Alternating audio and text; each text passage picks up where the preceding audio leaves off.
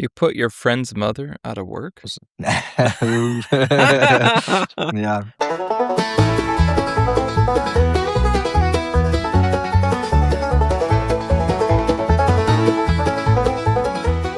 Hey everyone! Welcome back to another exciting edition of the Liquid Weekly podcast. I'm your host, Carl Meisterheim, and with me, as always, is the esteemed Taylor Page. Taylor, good morning. Hey, good morning, Carl. How are you? I am good. How are you? I'm doing great. Thank you, sir. Taylor, we were just talking about your many travels and how you've been around the world, and you've been to Barcelona. 2 places outside of the United States. Have you made the observation that I have made in my extensive travels of passing through various airports that most people in this world speak multiple languages, or language is not the one that you speak? Yes. Yeah. That's very accurate. I think as Americans, sometimes we lose sight of the fact that not everyone has to deal with just one. And when we make apps, I think we run into an issue sometimes where we kind of overlook that. And then when we think about the localization, all that, it becomes a bit of a burden. Do you ever feel that way? Yes, very much so. Especially when you start talking about people that actually have to do stuff outside of selling the U.S. Very, very big blind spot for me. Yes. So I think it's a big need. And today we were lucky enough to find someone, Kojo, who's the co-founder of LocaleFlow, a bootstrap Shopify translation app that helps merchants expand into new markets. There's all kinds of cool things that it does. We're have him on the show to tell us more about it. Kojo, welcome to the podcast. Yeah, thank you a lot, Carl. Thank you. Thank you for having me here. So we bumped into each other. I don't remember exactly how. I think your partner reached out or had seen the podcast and didn't think it was so terrible. And so we decided to connect. And tell us a little bit about yourself. Where are you from? How did you get into Shopify development? Of course. So originally I'm from Denmark, from Copenhagen, where we speak Danish. And that's where David Hannemeyer Hansen's from. It is. Yeah, the god. Yeah. Right. Yeah. And I actually think he's back again. Or maybe he went to California again. But he's been back and forth a bit. And did a lot of politics, actually. But anyway, I moved to Barcelona 4 years ago, where they speak Spanish, which I guess in some states in the US, they speak a lot of Spanish as well, which has been a challenge for me personally. But that's where I'm living now and struggling learning Spanish. Whereas with the kids and family, it clicked. So I need some AI help. But no, that's where I'm now. And I've been working within technology, ever since I remember. Like my first job was in a social media network, actually, before Facebook came and smashed it. So I've been doing a lot of different stuff, and throughout the last 20 years or so, I've been kind of surfacing around e-commerce a couple of times, actually, which is a bit fun. And something I didn't tell you guys is, together with my partner here, we opened up a Shopify and physical store in Ibiza, which is just outside Barcelona, and in Copenhagen back in 10 or 11. So already back then, we were looking into this whole thing about translating, but that was the old school way where you need to call someone and they would translate it for you. So a lot of work. A lot of work, yeah. And I do want to jump in on, since we're talking about translations and learning Spanish, being able to actually speak in Barcelona and those sorts of things. When I went there, I felt like I was tricked because a lot of people said everybody in Barcelona speaks English. Yeah. And that was not my experience. And so there were a lot of instances where it was like, oh no, like I really do, like I need to like learn something of the language a little bit to kind of pass by. So I'm sure you felt that too, living there as well. And that probably helps you out a lot as far as, good product empathy as well while you're building. Yeah, there's definitely some, like, I think, to be honest, a lot speak English, but they are not confident. So they'd rather not. If you push them a bit, they might. And then also some are more like, he needs help from someone else than me, right? So you try that was my experience. Yeah, it was usually like there was one person in the shop or the restaurant or wherever we were that they'd kind of back and forth, and you'd maybe ask one question too much, and then all of a sudden they're like, like you come over here and you talk to this guy. Exactly. It happens a lot. It does. But no, it's I also think it's good. It's a good way to get into the culture here. You have to learn something to get around my kids' parents, for example. a lot of them, if you're in a group with people who speak one language, it's a hustle for them to switch over, right? So you need to follow along a bit. But that, I think it's, as you said, empathy. It gets you to think that you're actually kind of a guest, even though I live here now, and you need to spend some time actually integrating, and that also comes to the language. And they speak too. They have both Spanish and Catalan here, so it's a struggle. So it's kind of like the ultimate dog fooding for your app, is immersing yourself in a foreign language. And yeah. So that's maybe just a little bit of the background, but you also asked like how I got into the whole Shopify space in the first place, right? Yeah. And actually back in 2010, 11, I had a digital agency and people would start building online shops. And that was kind of the first times where people were asking specifically for Shopify. And I started helping them getting a shop online. But that was, I don't feel there was this big ecosystem around. So my feeling if I look back, it was mostly like you set something up, it was working, and then the big shops, they did their own stuff around it and hack stuff together to make sure they could translate or all the other stuff that you're using apps for now. That's really cool. So you've been around a little while, had a lot of experience with this, and so you've found a partner that you do Shopify development stuff with. Yeah. Tell us about how that happened and the origination of the app LocaleFlow. Of course. Yeah, so we've been working together for many years as well, in a couple of startups, this shop I mentioned before in Spain and Denmark as well. And then 5 years ago, 10 years ago, I worked at Space 10, which was IKEA's global innovation lab. And we did a lot of, we looked a lot into AI back then, but this was prior to all the LLMs coming out. So my head was already like, this space is super interesting, but I'm not clever enough to figure out how to use any of them or any of it by myself. And then when ChatGPT came out, of course, I was like, okay, there are so many use cases. And I doubled down on that and actually raised some money to build a startup studio focused on B2B software that is applied with AI. And I did that for some years. I didn't raise enough money or I wasn't good enough in getting enough revenue fast enough. But I was deep in the whole AI space for the last 4 or 5 years. And my partner, as I mentioned, he's deep on e-commerce. And he reached out to me and said, hey, listen, he's working kind of like, I guess, both of you guys. So he's working in a big shop that are doing Shopify shops and helping with consultancy and scaling them and all of that. And he said, there's an issue. Like every time someone needs to grow internationally from Denmark, because it's a small country, you need another language, right? Next to Denmark, we have Sweden, Swedish, Germany, with German, of course, and then all the other languages that are in Europe if you want to expand. And I think the easy path is you just go with English, and then most of the people would understand. But of course, the conversion rate might not be that good. You just mentioned Barcelona, your experience, right?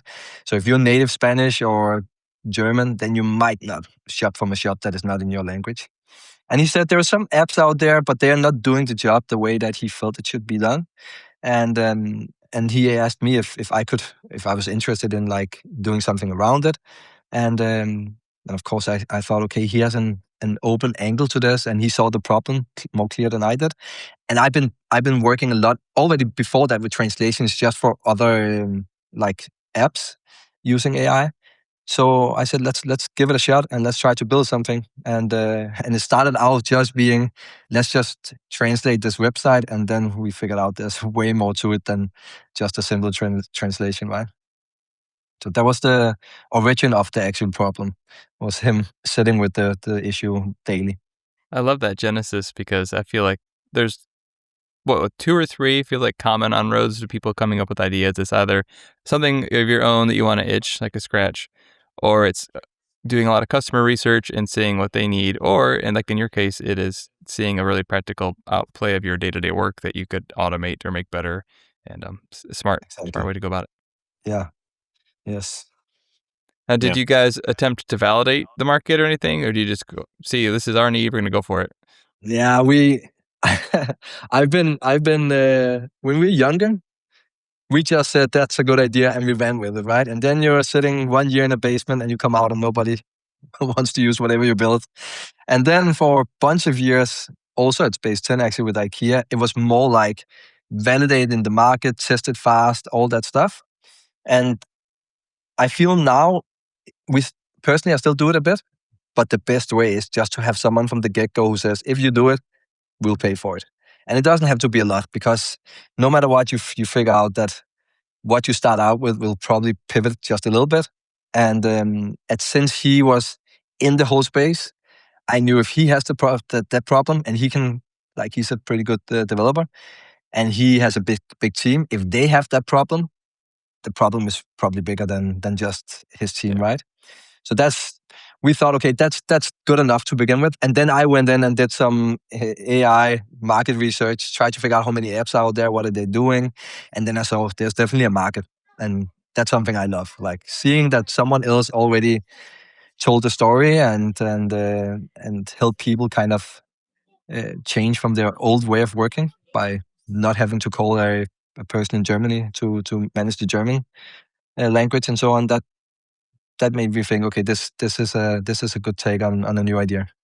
Yeah, some of that was like obviously built in from your experience, right? Like you said, like in younger days, like you have a great idea or you think it's a great idea, and then then all of these hours, and then you find out that they're wasted because you can't get someone else to pick it up. But so that was from experience. That's lent itself towards that. You found, a decent sized, what would be a potential client, whatever, that has a well-resourced team that was still having to figure out this hard problem. And you just create a solution knowing that if this team has this problem, there's plenty of other merchants that are going to have this problem too. Exactly. And I think I might have reached out. I have a bunch of friends who are in e-commerce, so I might who have their own shop. I think I probably reached out to some of them, right?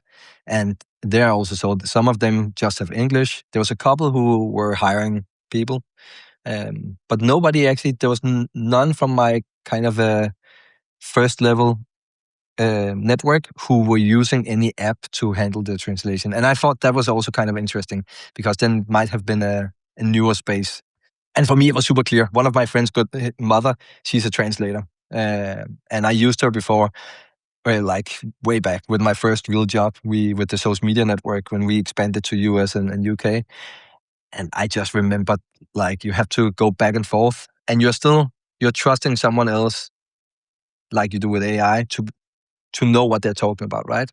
But it's not something that you manage within a click of a button. It took a long time to translate the whole shop back then, or the whole site. You put your friend's mother out of work? That's not good. Yeah. Well, that's well, I was curious how y'all have handled this, or how maybe you addressed this when you were kind of figuring out, because I worked with some clients where they were just like, well, the browser translates, right? Yeah. Like, so we're going to let the browser handle translation or whatever. Was that like a concern that you had to address? And I'm sure by now you're like, this is how we talk about that, because I mean, even me working with a couple of clients, I've found the obvious issues there. So I don't know if y'all have had that pushback or if that came up. No, in the beginning, we kind of agreed, and even before that, because in Denmark, you actually use Google Translate in the browser a lot. Like, people who don't understand some other language, it could be you could say like Croatian or something, right? Then you translate it, but the translations are always super bad, because the Danish is a small country. That's one thing, right? So, and the other languages you're trying to translate from might also be a small language. So the translations are horrible, and then also it doesn't integrate into. Oh, we figured this out.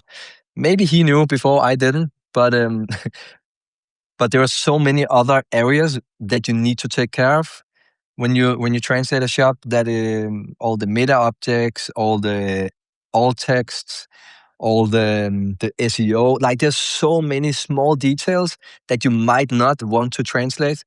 Brand names as well, right? You might have a brand name that is kind of generic, that shouldn't be translated.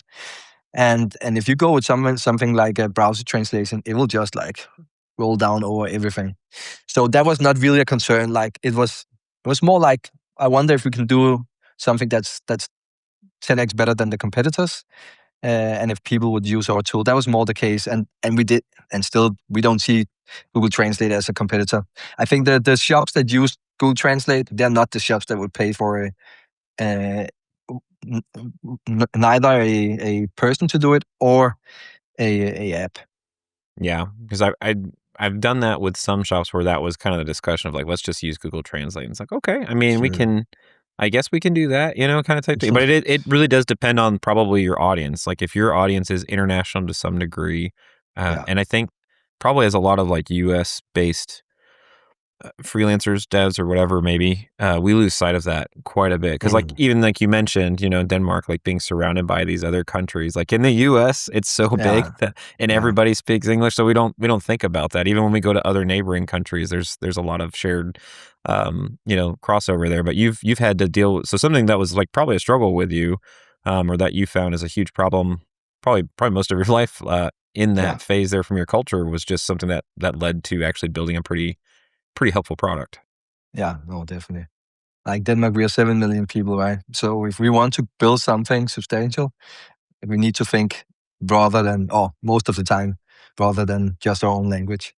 So no, I think it's just a baseline for anyone building a company or at least an online company in Denmark. Yeah, that's fantastic. So you guys have both touched on some of the mechanics that go into supporting localizations. You got obviously the text and stuff, you got metafields, you got some other things. Can you kind of walk some folks through that maybe don't do a lot in this space, that aren't really familiar with how do you even approach a problem like this? What are the big pieces that you typically have to deal with, and how does the app that you built sort of address that, make that easier for folks? Yeah, of course. I'll take it kind of from two angles. So there's, of course, the shop itself, who grows and say, okay, let's go to another country. Or we get a lot of sales from this country. Let's like double down on that. And from my experience, what they usually do is they either call a freelancer they're using to help them, or they have an agency that helps them. And they will be like, let's enter this new country for real next month. And then there's all the things around that, right? So one thing is just translating the shop into another language, but it might also be that they have a specific tone of voice they want to keep if they have a strong brand, and then, as I mentioned before, there's all the small details as well. So the first thing we actually looked at was to make sure that the app was built and integrated with the Adapt and Translate. So it's deep in Shopify. So even if you tap out of the app, you can go there manually and translate. That was one thing. But then also all the small details. So let's say I mentioned before, you have a multi-store shop and you have a bunch of different brands, and these brands should never be translated. That's one thing, right? So what we did there is we created this way that you can use a blacklist where you say these words should never be translated in some languages or in all in general. And there could be some words for products. We have one customer who is quite big in Germany, and their products are translated in a specific way. So if you use Google Translate, the normal way to speak about like they sell tools for people with different handicaps, right? So it might have one word that is if you look it up in the dictionary, would be the first one. But then actually from a professional tone of voice or term, you use something different. So even with us, we go through this process of taking all the content, running it through a bunch of different LLMs to make sure the translations are good. We have like LLMs who does the translation, who validates it's good, like back and forth a bit. And they would not catch it because they might need the context of that specific shop. So here you're able also to go in and say, this word in Danish should be this in German always. And then you simply just put it into the back end of the system, and it keeps that always and doesn't translate it. So that's kind of I would say some of the most important parts that are more unique to each shop. And then there's all the generic, like all the alt text, the SEO. We also allow people to have a custom prompt, so you can actually go in and state, this is your tone of voice. We do a lot of stuff. When you sign up, we take your tone of voice and we kind of try to understand it even before you're translating anything, but you're able to go in and customize it a bit as well within the app. But I think we're in a good space now, or a good place, but there's always room for improving. Which also means, now you said that my friend's mom is out of job, and she's not working anymore, so it's fine. She tapped out before AI. Well, of course she's not working anymore, huh? No, well, I think this is really great. And I ask these questions because, again, I'm kind of like a developer who doesn't have to deal with this as much, but having to deal with it more increasingly. Like a lot of Plus brands that I've worked with before, where we've just been United States, they did then United States and Canada, and then now we're expanding to like all these other markets and those sorts of things, especially as Shopify is pushing markets, making markets kind of like a first party thing for all the things. And Shopify, even when they expanded a lot of B2B capabilities to the lower plans, where before B2B was Plus only, now it's like these other plans as well.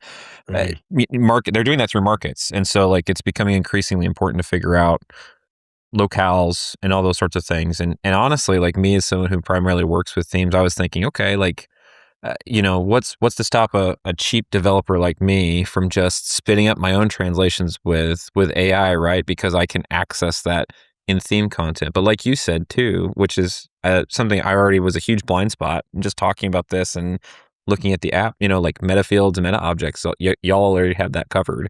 And it's easy, quote unquote, easy enough to dump translations into a theme. But now that we're using metafields and metaobjects for everything, there really isn't a native first space for that. So if you don't have something to address all that, if you're adding all of these custom features to products and collections and things like that and surfacing that through those other custom data surfaces, you really do need to have that figured out. And offhand, I don't know how I do that without an app like No. So that's interesting. Yeah. No, I think there's always more when you start with this kind. We thought this would be easy, and it was definitely more difficult than we thought. And also more pricey than we thought, because some shops are huge, right? They have a lot of products on the a lot shelves. of content. A lot of content. Yeah. Uh-huh. And then like another thing as well in Europe is there's different currencies. So if you go in Denmark, we have Danish kroner, but if you go to Spain, they use euros. And if you translate your shop, we call it nice pricing, right? Let's say in Denmark it's 99 Danish kroner. If you convert that into euros, it might be a weird number that doesn't look good on the shop. Right. So like even these small details, we kind of figured out, okay, we need to make sure that works as well. And like with anything else, people can definitely like go out and clone what we're doing, but it's like with anything else as well. It's not just a one-click solution. and I would also say that was the point I want to try to make before is we actually use some translators in different countries, because even though we can translate to Japanese, I cannot check how good or bad it is. So we still need some people to go and help us out and say, okay, you're getting there, right? And hopefully, instead of taking that job, giving them a little bit back.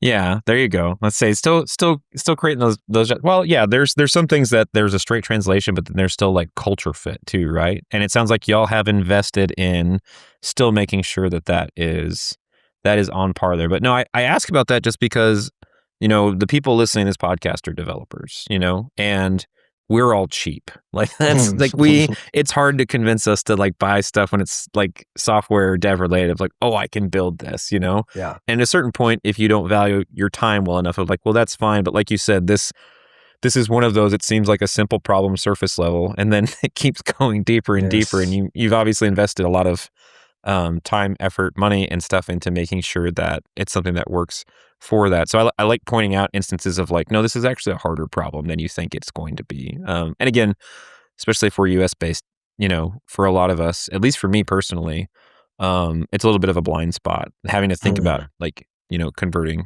all of this over. So I think it's very helpful for how to figure out how to approach that problem, and also like for other developers, how to figure out like, where does this fit?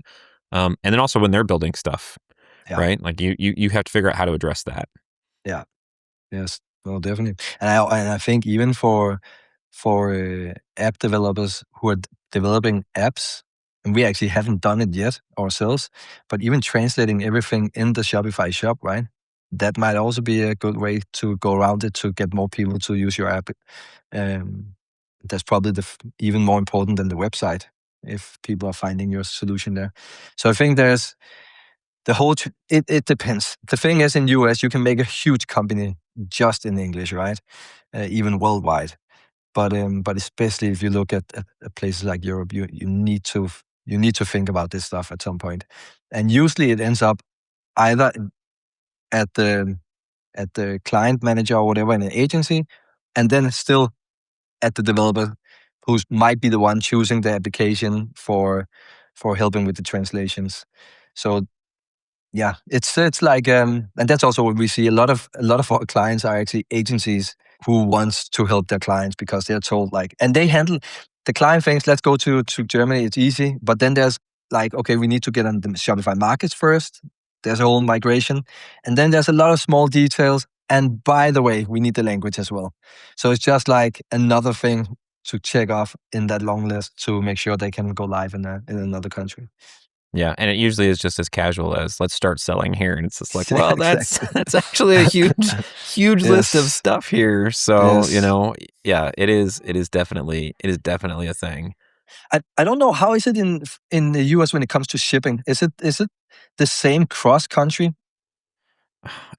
I mean, for us, yeah. I mean, it's we don't have to deal with, obviously, like if someone ships from the East Coast to the West Coast, like you're not paying a bunch of extra weird taxes and things of this nature or whatever, and so it is like the shipping fulfillment piece of things, it's its own beast. It's Okay. a completely different thing.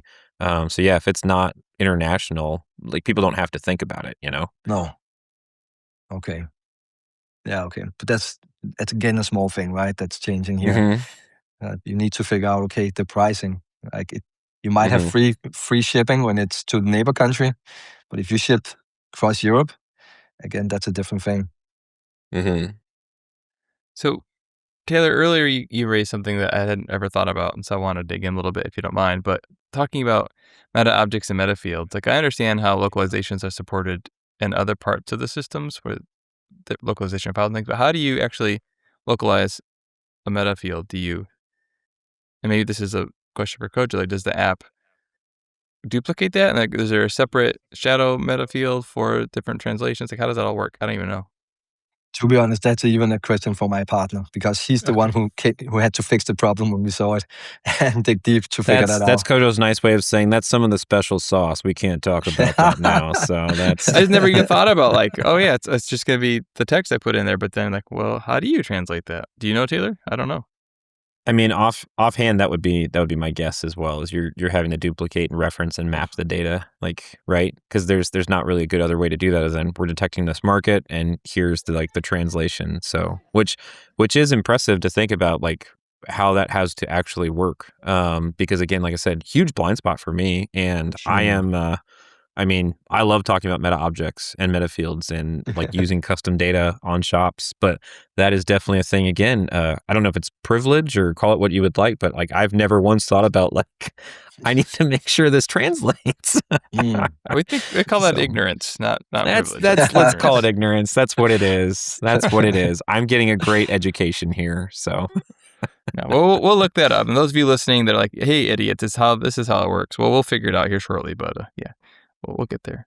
Kojo, do you happen to know what tech stack your app is written in? No. Okay. Being from Denmark, I thought probably Rails. That's a funny thing because my friend, he for most of his career he's been quite deep on PHP, and he kept on. We're kind of a friend group, and the other guy, he's a Rails fanboy, right? And DHH is his kind of his god, and he was always like, nah, PHP can do all. I don't need anything else.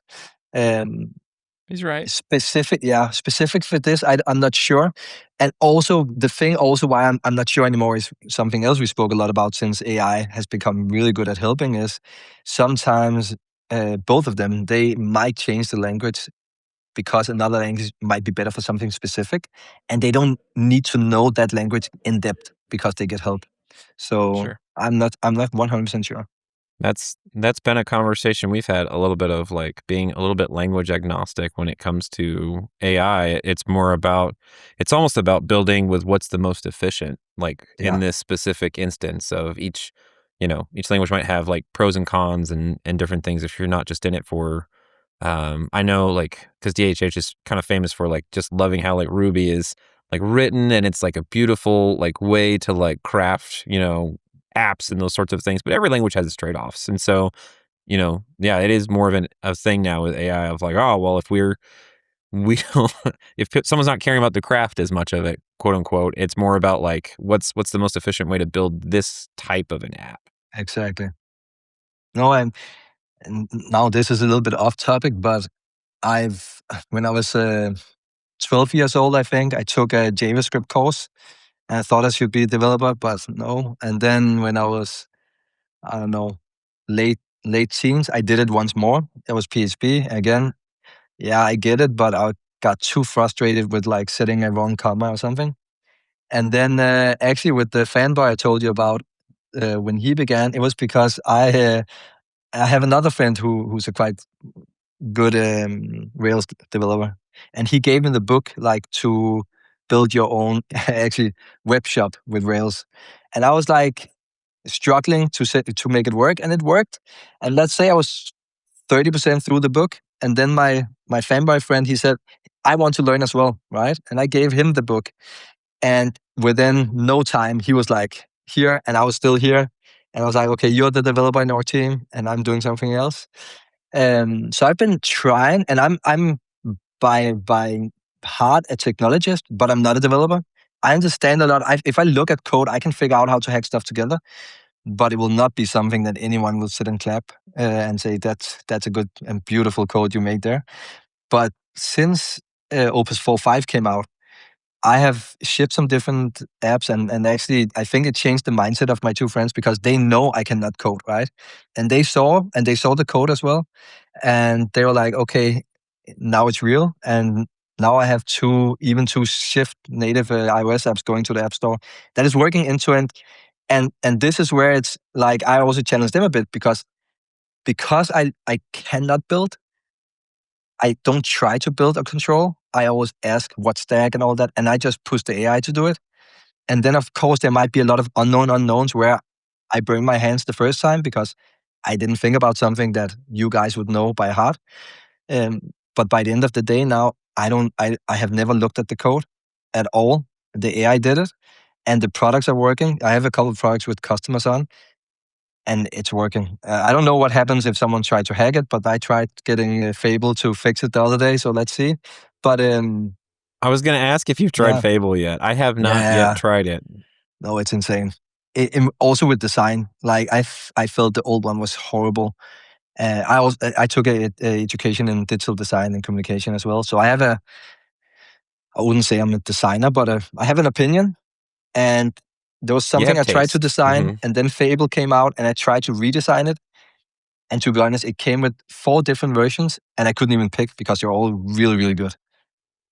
Yeah, that's been the initial feedback that I've heard in general, at least from design. I haven't actually heard too much about code quality abilities yet. I know it burns through tokens like crazy right now. It does. And your usage is going to be like wild, but I have heard it is the first time like, a new model's come out where they've been like, actually, this is pretty good at design. Yeah. Oh, it is. It really is. Well, that's so interesting because I was just listening to a podcast the other day, and they were like, "Oh, Fable's terrible at design." So maybe they picked a bad use case to try it off with, but I'll have to give it another shot. I would say it like this. It's only just come out, so I don't know how old that was if you're talking about Fable. Like 2 days ago, there's a podcast called How I AI that I watch sometimes, and they had done a breakdown of it. So. But the thing is also design, right? It's like it's opinion against opinion. What is good design? And I know some people who live for design. The whole Space 10 team, by the way, they were all like into that a lot. And they would probably say, the details here and there and all that stuff. But when I look at us devs and your normal everyday person is just like, ooh, this is great. But designers are probably, calling out everything wrong with it kind of type thing. I'm sure. Yeah. But I think it's good. Yeah. The whole model is good. I was going to say, but before we get to the changelog here in a few minutes, Taylor, unless you had any more localization specific questions, Kojo, it might be nice to pick your brain. I know you have been doing a lot with AI workflows, things like that. Is there anything you'd like to pass along in those regards? A lot. I don't even know. I think actually the main thing that I've gotten out of using all my time there is just push it and maybe not control it, like trying to control it as much, but setting up the guardrails. That's what I found with Opus 4.5 when it came out. I tried it was okay, but then I figured out it's all about like making sure you have good hooks to fix things for you, having really good skills built up around your ecosystem. When that's set up, I feel you can really push the limits a lot. And this is my personal view, and I actually discussed it with a friend of mine. He was the one saying he felt that was his limitation, or his the limitation of him working with a lot of speed with AI is first he was a junior, then a senior, then a principal, all that stuff he went through. So his craft is key, and what he used to get paid for was to make sure everything was really like the foundation was strong in whatever he's doing when it comes to code. And for that reason, he still tried to control AI a lot with his opinions. And I think he would be 100 times better than I am at even whatever I do with building apps. But instead of trying to go into the small details, just setting up like the rules and saying this is within the frame I want to work with code, but then let the code do the work, right? It's more like then the AI, of course, it's good at finding the perfect framework or architecture, but you need to give it a lot of good context in order to do so. And I can only give it whatever context I have, and I know in his brain there's 100 times better context. So I think that's my biggest learning is set up the foundation really good, and then you can really push it a lot. So when you work with it, are you primarily trying to adopt a model where it's in a agentic loop sort of thing, where you just kind of give it ideas and let it do everything on its own? Or do you sit there, hands on keyboard, and kind of work through sessions with it and let it? I actually heard this YouTube yesterday. I agree with this, that when you see Boris and all the other guys saying, just go with the loops, first of all, they work in companies who would love you to do that. And secondly, they have unlimited tokens themselves. So of course they can put in all the guardrails to make sure the output is great. I cannot afford that yet. I don't know how expensive it would be, to be honest. But I've tried to do it. I have kind of I used the guy from Every, he built this compound engineering loop, which is really good. I think even Anthropic made their own version of it and made a shout out to him. I did the same. I cloned it and I built it into my own thing. So every time I work, I'm still the monkey doing the enter, but it does kind of the same iterations. Like it goes through the same work every time and the same workflow. And then sometimes I need to step in, like being the human in the loop. And so it is a loop, but it's not me going away from the computer and just allowing the computer to do whatever it wants. And that might just be me not figuring out how to do it the smart way without burning all my tokens yet. Yeah, it's hard to know. I'm in a couple different spaces where we explore this, and I hear such vastly different things from people. Folks who are like, this is all garbage, it's never going to be any good, like we're just wasting our time. To people who are like, just hit a button, let it do its thing, and come back a week later, there's nothing else to do kind of thought. So it's curious to me where the disconnects are from people's experiences and how disparate. Something to think about more. Yeah, maybe there's also different, right? Like mid-loop, I might go in and correct some stuff. It might be that the people who are just running the loops, instead of doing it midways, they come afterwards and they're like, okay, now I will fix all the small mistakes that could be. Yeah, but I'm curious as well. I would be super interested if anyone in your comment section has any gold nuggets for that. Yeah, you, dear listener, the one of you paying attention to this, leave a comment. Kojo's going to be watching, so will we. So let us know how to do this right, because no one else seems to get it. Taylor, is there anything else on top of mind for you in terms of localization or removing your job with AI? Right.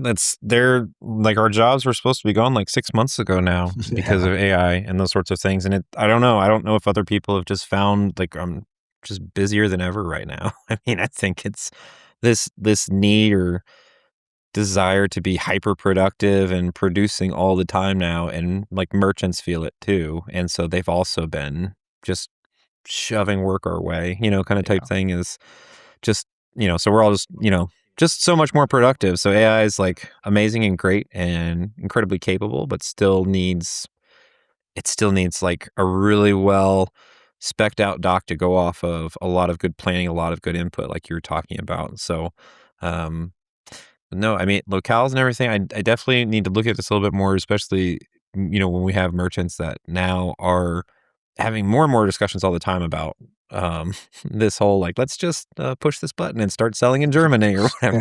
It's just like, it's not that simple. But I've definitely had those conversations lately about, hey, like, figure out what else we need to do. And I'm like, I don't know. So this is a good starting point to actually consider all these different variables. So I'm grateful. This is a really good context for a lot of that. Awesome. Well, do you want to transition to your favorite time of the show, the changelog? I mean, if you really want me to, or if you really just need a coffee break or a nap now, we can definitely move that way. Yeah, what you got for us this week, Taylor? Well, so the changelog's been like relatively quiet compared to what it has been the past several weeks, months. It feels like it's been chirping off like wild. So nothing even action required in this batch. But some helpful things still. So for instance, you can now, there's a changelog update about, you can identify cart lines by view key in cart lines update and remove, which is helpful because Shopify generates their own line ID. And so instead now you can really specifically use your own. And so that's pretty handy to be able to do and not have to be concerned about changes that sometimes happen at Shopify's level in relation to our beloved cart APIs and such. So, that's pretty handy, I think. Another update. So they're doing all sorts of stuff now with the partner dashboard, now our new dev dashboard and those sorts of things. But another recent changelog update here is app quality checks are now managed directly in the partner dashboard, which is handy. So before, everything got surfaced in email, right? Like you'd get some kind of an update that needed to be done. You were going back and forth in email and just trying to make sure you didn't lose some thread with somebody in Shopify support or something like this or what have you on one of those teams. But now it's supposed to be a much better experience where everything is moving into your partner dashboard.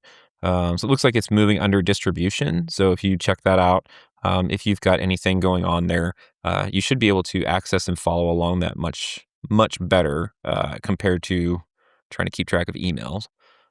So that's handy. Another nice new one and very timely for us here. Local currency support for gift cards is now available in the GraphQL admin API. So again, Shopify is like really focusing on markets, letting merchants, enabling them, empowering them, whatever you want to say, to go international, add more markets and those sorts of things. And so before, I guess there was very limited or like no support for local currency. It was just like the store currency for gift cards. And now there is much better support now for currencies that way. So be sure to check that out. APIs are changing, so you definitely want to ensure that is a thing. Last and definitely least or whatever, because it's headless, so and we're the Liquid Weekly podcast, so we really only care about storefronts, but we'll say it anyways, this is in the changelog. I'm just trying to be a little controversial, Carl. Keep people awake for this segment here. The headless checkout single sign-on queries now has a different parameter. So before it had SSO equals silent, it is now SSO equals silent instead of logged in equals true. This was significant enough to make the changelog. I don't deal with headless, but I'm sure y'all who deal with this have to actually care about it. It's just a heads up, I guess, in case it does actually change anything for you if you're, keeping an eye on query params and such like this. So be sure to keep an eye on that if you're rolling headless in Shopify. But otherwise, you can stay safe and happy and be prepared for different locales with the storefront. Instead of rolling your own for everything. That's all I got. That's it. Just those. I've hardly enough time to do anything.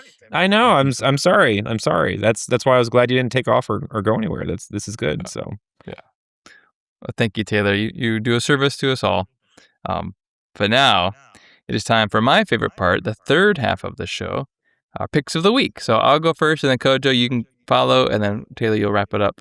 But this time I had something all set to go, and then I read an article this morning. I thought this actually looks pretty cool. So full disclosure, I haven't played with it yet, but my pick of the week is something called Diff.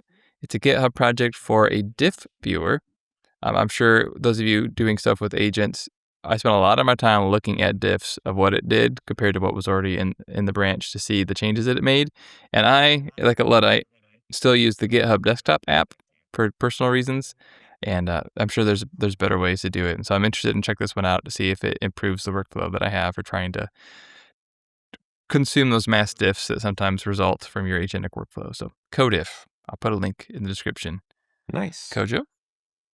Yeah, I have one app I've been using a lot the last week or two now. It's called Orca. It's a Agentic IDE, and it has a bunch of features in. It feels a bit like a mix of CMOX and what's the other one, Conductor. But they are pumping out features. Their mobile app is quite good as well. Yeah, I think that's, at least for now, I'm staying there. It's really nice. It's not as smooth as CMAX, but it's really good. They Look at you. Like, you're like, I'm not a developer, but I'm going to pick this awesome IDE, and I know what CMUX is. Like, you know, no one who's not a developer knows what that is, man. No. That's awesome.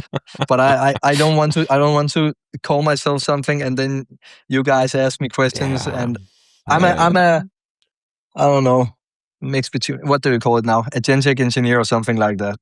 There you go. That's awesome. Yeah. Cool. No, but it's really good. It's really good. Oh. Yeah, I'm going to check it out. I saw the link in the notes. It looks pretty cool. Yeah. And say it looks pretty slick. Actually, another thing I would say to the changelog that I would hope that got in there soon is the whole partner dashboard. Like, please, someone at Shopify, go in and like make my life easier. Figuring out my way around there, and also just quick overview of who is actually subscribing to your app and paying for it. That whole thing needs some love. Yep.